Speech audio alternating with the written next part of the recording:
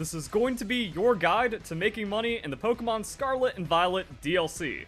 Now, if you've been playing, you might have noticed something crazy about Kitakami. There's items to pick up everywhere. It actually starts lagging when you've picked up too many items because, as you can see, it's just like scrolling slower on the side than you can find items.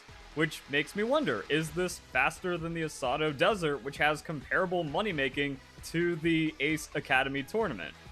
And wait, we just got rare bones and we're getting like great balls and stuff, and the items just never end. You can find clusters of 3 items to pick up really quickly, and the respawn rates also just seem faster. Like, no matter where you go, no matter how many items you pick up, you turn around and then more have spawned. Look at this. Look at that right there. Yeah, there's just so many.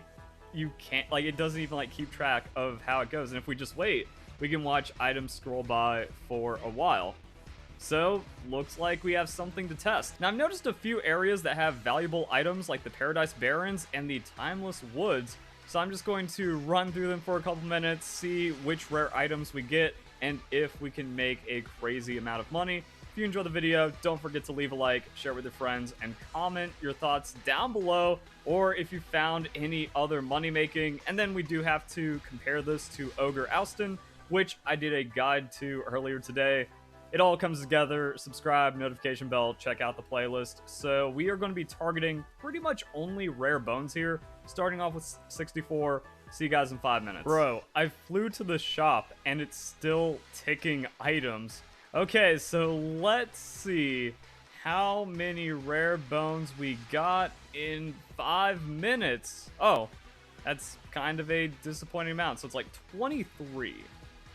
So we multiply that by 12. Wait, actually, it's one of those things where like, oh, I only got 23. It felt like so much more for 5 minutes. But then when you think about it, wait a second, 57,000 multiplied by 12 is pretty good money. We can just kind of round that up to 700,000 Pokédollars an hour because we get some other weird items. I don't know if it's even worth like selling the Pokeballs because yeah, it barely like ticks up the amount. But I mean, if you get 100 Pokédollars, or not Pokédollars, 100 Pokeballs every like 10 minutes, kind of adds up. A few Great Balls to sell. Ultra Balls aren't really worth too much. There was also like a few other weird items, like an energy powder, which, okay, so yeah, doesn't really sell for anything, actually.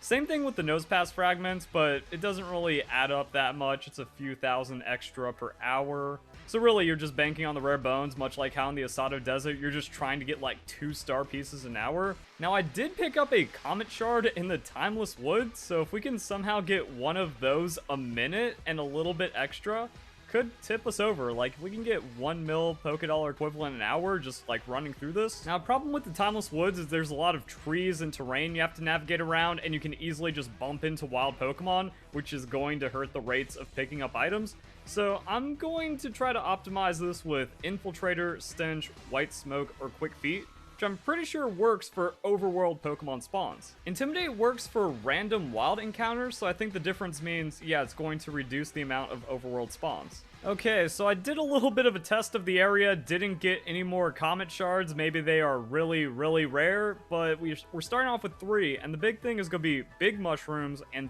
tiny mushrooms, and maybe a little bit of extra stuff. Also some other like weird map things I noticed. So this area has like Stardust sometimes, and then the tiny mushrooms. This area seems to have like the same loot table as the Timeless Woods. So maybe just like running around up here is a little better for like not running into Pokemon and getting some good item density. But once again, gonna run around for 5 minutes, see how the money comes out. Okay, that was just terrible. I barely got any big mushrooms. They're worth the same as a rare bone. We got some tiny mushrooms, but didn't really, like, track. And unless I opened a Pokeball and then, like, stacked a ton of ground items and Comet Shard isn't even on the ground item loot table, I don't know what happened. But even then, like, selling all the tiny mushrooms, which includes the 25 we already had, is not enough money to justify anything here. So Timeless Woods is bad. The plateau to the right of Timeless Woods, slightly better, but still not good. So you just want to go to that first area. And then other areas where you can find some items. The Crystal Pool has a small chance of finding Terra Shards, but it's never worth it. There's Arrokuda that are always going to like run in and snipe you. You mostly get feathers, which if you're getting money, you can just buy the vitamins anyways, and you're just better off looking for a Terra raid of the Terra Shard you're going for. So, a novel area, but never worth farming. And then going inside the mountain, kind of claustrophobic, doesn't have like a crazy amount of item spawns. Also, Pokemon will just like constantly be encountered with you, so I don't think there's going to be enough money in here. So it really doesn't seem like it's worth to do money farming in here unless there's like a weird area that has like really high spawns of really valuable items. So the Paradise Barrens is going to be pretty solid with over 600k an hour. So if you just need some money real quick to get some EVs to like finish off a Pokemon and hop on the battle stadium, and you don't want to like fiddle around with your turbo controller for the Ace Academy tournament, well, actually you can just like still set up your Flutter Mane and then press A manually if you really need to. But it does look like the best way of getting money quickly is going to be Ogre Oustin. As I talked about in my Ogre Oustin guide, you can get 1.4 million Pokedollar equivalent through just Mochi an hour on farming easy mode. So if you can do like 20 of those runs an hour, it gets pretty quick. You can like just cycle it really fast every 3 minutes. Then yeah, you're making tons of money more than anything else. It does require like active play, but it's no more active than running around picking up items in an area. Now the best way to play Ogre Oustin that I've found is that for the early rounds, you want to deposit all 30 berries, and that's going to give you more Mochi. Now the best way to play Ogre Oustin that I found is for the early rounds, you want to deposit the max amount of berries, and then once you get to the final round in easy, it's going to be a cap of 30, so try not to screw that up. That way you can do it as fast as possible. I did terribly while trying to comment in the earlier rounds. My time is going to look really slow, but you can still do it in like 3.5 minutes, and then we can see how much Mochi we get while actually contributing more berries. The low end I've seen of easy is 6 Mochi, and then the high end I've seen is 10, but it looks like we beat that with 12.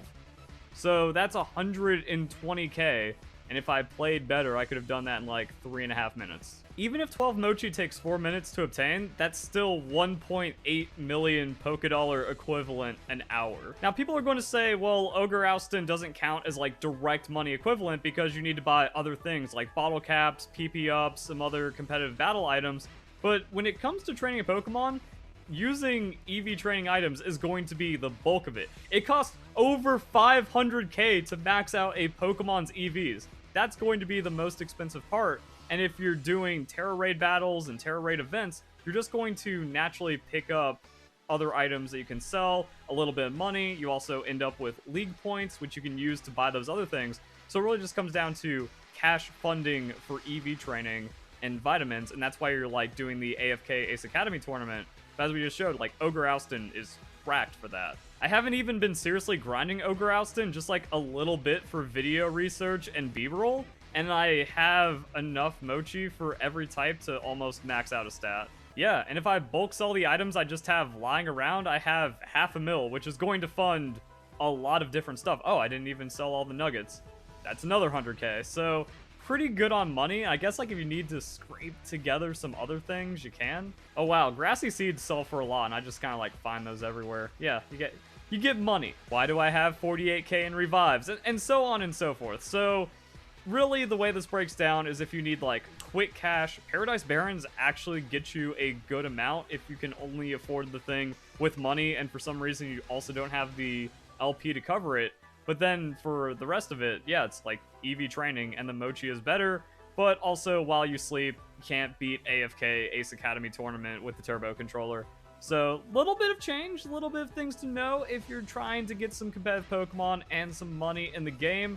If you enjoyed the video, don't forget to leave a like, share with your friends. If you find something else crazy for making money, please comment your thoughts down below. I hope you guys enjoyed the video. Hope you all have a nice day. Thank you very much for watching.